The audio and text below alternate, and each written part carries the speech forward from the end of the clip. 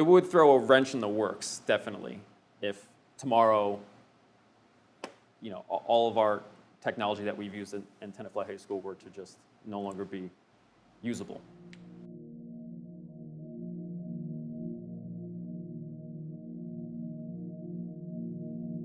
I'm always yelling at kids, stop texting. What are you you're not even living in the moment. We can't stop technology.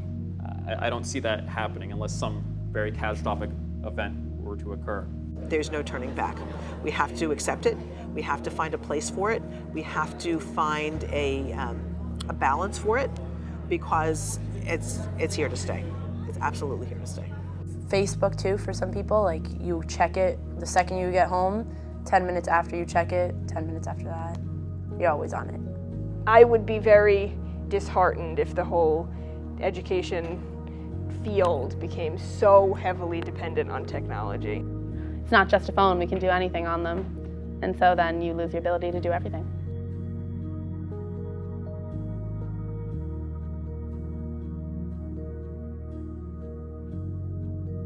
As years go on, old is replaced with new, and new technology is introduced into society. Brick-like cell phones have been replaced with today's smartphones, which are capable of accessing hundreds of thousands of applications. Social interactions have moved from personal conversations to Facebook chats. The internet has become a valuable resource that we are dependent on for daily life. The world is changing, and we have come to accept this reality. We are 4 students of Tenafly High School in Tenafly, New Jersey. As youths in the midst of these great changes, we have begun to ask the question, have we become too dependent on technology?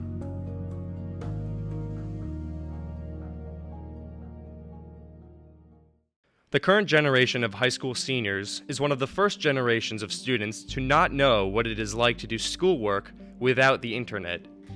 For most students, the internet has become a one-stop resource for the majority of their schoolwork. The internet is an invaluable resource, makes research infinitely easier than having to go through books and through libraries and archives. Instead of driving down to the library to search for books, students can stay at home and have access to all of the resources that they need for papers, projects, and homework assignments. It was so much more work when I was going through school to find secondary sources and to come up with ideas and to do research. And I love that you can, be in your room, in your bed, on your laptop, finding every kind of research out there. I have direct access to lots of information about students, which is really helpful. If I call a student down for an attendance issue, I can immediately look, just like the parents can, on Genesis and see gradebook. Not just the grades, but how they're currently performing. And I always kind of incorporate that into my discussion with the students to look at their overall, well-being. Using Facebook as an example, I guess when you have to do projects at home and stuff and you're in a group or need to ask another person, just things become so much easier, and it's like right through Facebook you don't have to worry about. Even like calling them or anything, you could just send them a document if you want. You can consult on different things, anything. It's just easier to access information, so it lessens the time that you have to spend looking for information. Many see this as a great benefit to students, but some believe that it has become too easy, and that the challenge of the coursework should be increased as a result.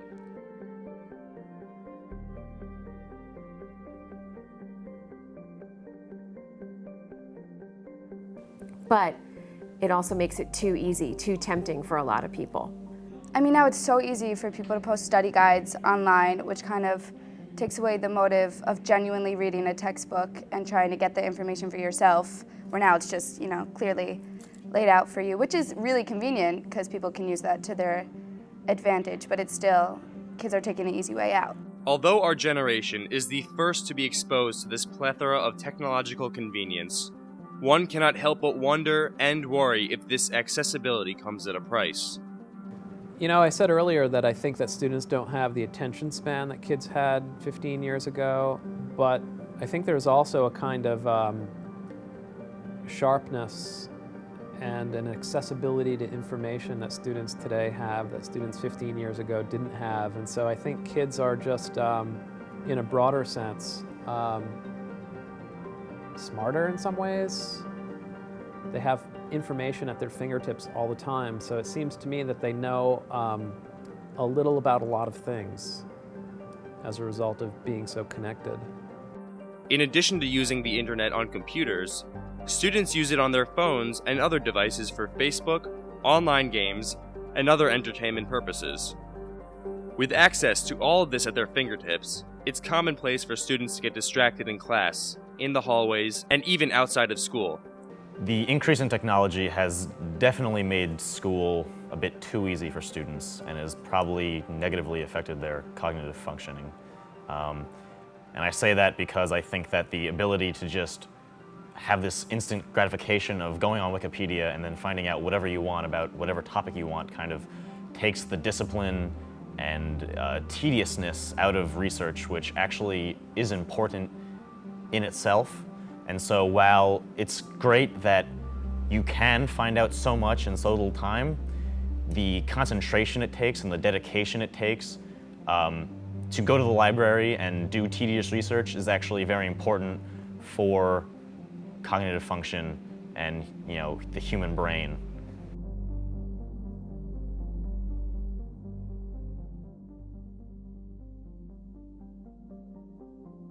With this vast majority of students having access to applications, social networks, the internet, and text messaging around the clock, it appears as though kids these days are constantly wired up. I think it would be nice if society could adjust to having it in its proper place, but not, being glued to it 24/7. I mean, it's changed the whole workplace immensely with people having BlackBerries and iPhones, and most people I know who work in the corporate world, let's say, even academia, they check their email, they're constantly available, and I think it's going to take society a while to maybe swing back from that a little bit, because people value their private time and their family time and whatnot, and we need to keep that in mind going forward. Ever since social networking and picture sharing over the internet has started, privacy has always been a huge concern for people. With a large majority of kids using Facebook and other social networks, many students find that these networks are too revealing of their personal lives. My biggest concern is privacy and being able to live without other people's influences, and I think technology makes that more difficult. Because technology has moved face-to-face social interactions to cell phone texts and Facebook chats, many believe that youths these days are becoming less and less capable of having face-to-face conversations. Half the conversations that I have with people are over text. People are, asking each other out over text, not even doing it in person, come on. Although people are more connected, I have to question, what does that word connected mean? I'm not sure it's in a human sense, in a real sense, an emotional sense, really feeling tied to someone else. It's very easy, the old comment that everyone has a million friends on Facebook, but it doesn't mean anything. So, I'm not sure that it's to anyone's benefit. In terms of communicating with other people, even though I do talk to people through Facebook chat and on Facebook and stuff, I guess it can't really be a substitute for talking to the person in person, but I guess sometimes it is. Some believe advances in technology have sprouted a generation of socially awkward youths. I know that students in the year 2012 are sort of considered the heads down generation. I'm sure you've heard that term, where nobody looks up anymore, everybody has their head down, kind of connecting with people that aren't even in their direct environment. With social networking on the constant rise, Tenafly High School has seen a significant increase in Facebook users in the past 4 years. Facebook is a drug, like any other drug. The instant gratification you get from using Facebook and seeing a notification pop out has the same effect on your brain as taking a drug. It stimulates the happy centers. It releases dopamine and serotonin and other neurotransmitters and hormones that make you feel happy. And so it's literally a drug. That is why I use it. And also socially, you'd be living in the Stone Age if you don't have a Facebook or a way of communicating on the internet with someone. Facebook has suddenly become a central hub of social interactions, universally used by high school and college-age kids around the world. Yeah, definitely. Like, if I'm trying to write an essay or do a lab, I'll always end up somehow on Facebook or Tumblr. And yeah. In terms of academic integrity, technology makes it a lot easier to cheat. Not that I was cheating, just that I have friends who have cheated.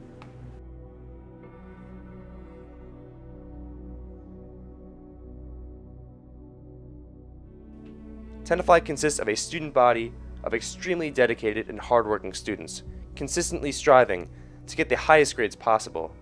Because of this, many students are pushed to a point of desperation, a point that may influence a student to cheat on a test or quiz. Definitely more cheating in what I've seen.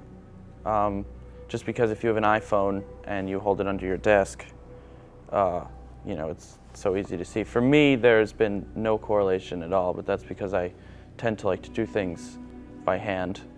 Teachers need to be more vigilant than ever because of the use of cell phones, how easy it is for a student to look up something or communicate with another before, after, during a test, that kind of thing. I think we probably have had a bit more of it. With access to cell phones during class time, students are sometimes caught sending answers to each other during assessments. Oh my gosh, it's so easy. I've seen kids multiple times take pictures of pages from a textbook, and then during a test or quiz, just look underneath their desk at their phone and get exactly the information that they're looking for. All of the word processing and this and that and everything that makes your life easier, calculators, you know, in a way I kind of think that our brain becomes a little mushy.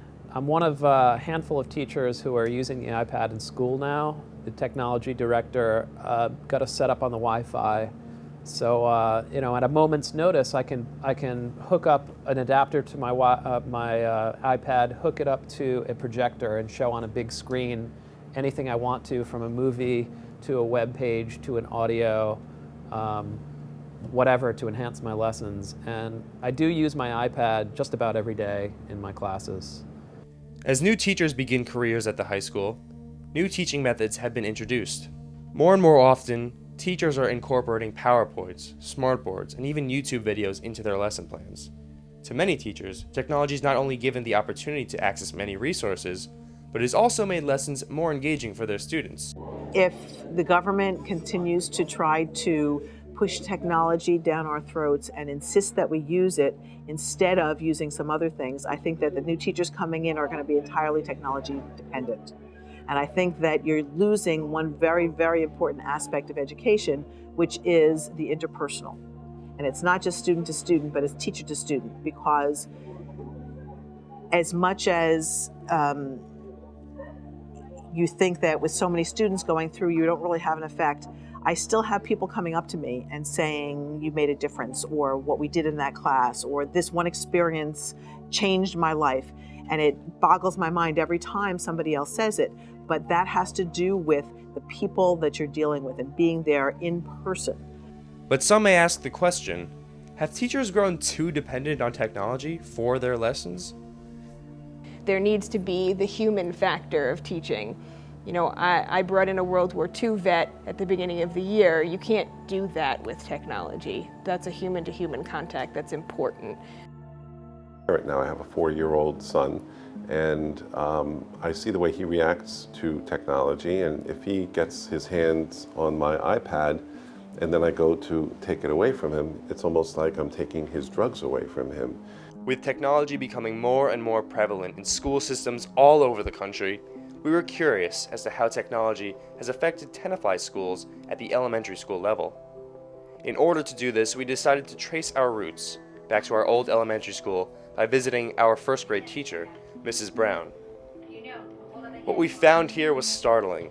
Technology has shaped the entire school into a network of smartboards, high-tech computers, and a student body more tech-savvy than most adults. And now it's just, you know, it's easy, works smoothly. The kids have grown up with technology, so they're comfortable with it. They actually teach me a lot. You know, I've learned along the way too. Because we mostly do all of our work on a smartboard, so like it's hard if it doesn't work. and we have to do it.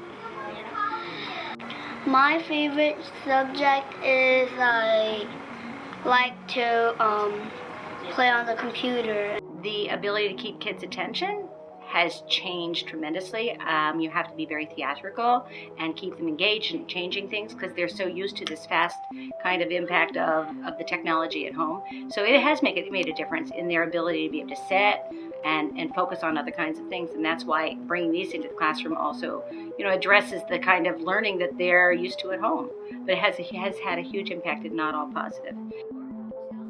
First graders now get to take a virtual tour of Italy using Google Earth and smartboard technology. Our class goes to Italy every year, and it's a unit that we created. We actually pretend to go on an airplane. They have airline tickets. They go through security. But what has happened is, because of technology, when they go, it actually becomes alive. The children just feel like they have been there. Did you bring your Italian pass? Yes. Okay, because remember we said that would get you on any boat, Train, or a bus. Let's go on a gondola ride. Kids learn how to tell time by moving the hands of a clock on a smartboard rather than the old bulky yellow ones that we learned with. I like to use the computer actually because I get to go on and I get to read there, and there's some cool books. I have 2 iPads, 3. One iPod for me, one iPod for my other brother, and another iPod for my other brother. And this is the world they've grown up with technology and computers, and all of this just fits into their lifestyle. So it's had a huge impact and has opened up so many doors and made teaching so much more exciting even. Some lessons are even run by the students using smartboards themselves, making the job of an elementary school teacher seem almost obsolete.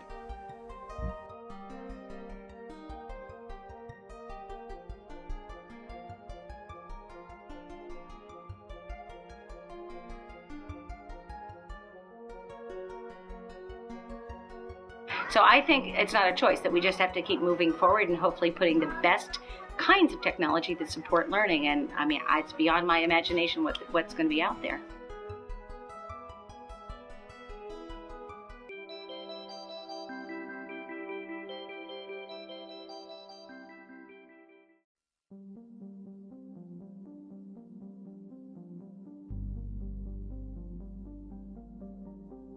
In an article entitled The Impact of Technology on Child Sensory and Motor Development, the impact recreational use of technology has on children is explored. This overuse of technology greatly impacts the developmental stages of a child's brain, changing the child's behavior in class. Right now I have a 4-year-old son, and I see the way he reacts to technology, and if he gets his hands on my iPad and then I go to take it away from him, it's almost like I'm taking his drugs away from him. He is that quickly transfixed with this piece of equipment, and that leads me to suspect something about it. There's so much in Silicon Valley that goes into making the use of these items easy. Immediate satisfaction. Push this, swipe that. And I think in a certain way for small children, that immediacy that you have in it, and that swiping and that pinching and whatever, I don't know if it's doing the minds of small children a good service. Video games and TV shows have the potential to give a child a falsified sense of excitement, making them overly more hyperactive in class and less capable of learning fundamental concepts in elementary school. At the Waldorf schools around the country, students are required to relinquish all of their devices, dedicating their time solely to education. The philosophy is that students will be less distracted and will therefore be more inclined to read books, do more schoolwork, and be more focused on bettering their education. I think technology has a place. It's such an easy tool, easy to learn, just as they indicated in that article. Why do schools have to embrace it wholeheartedly? I would say that I would like to see more schools go in the direction of Waldorf School.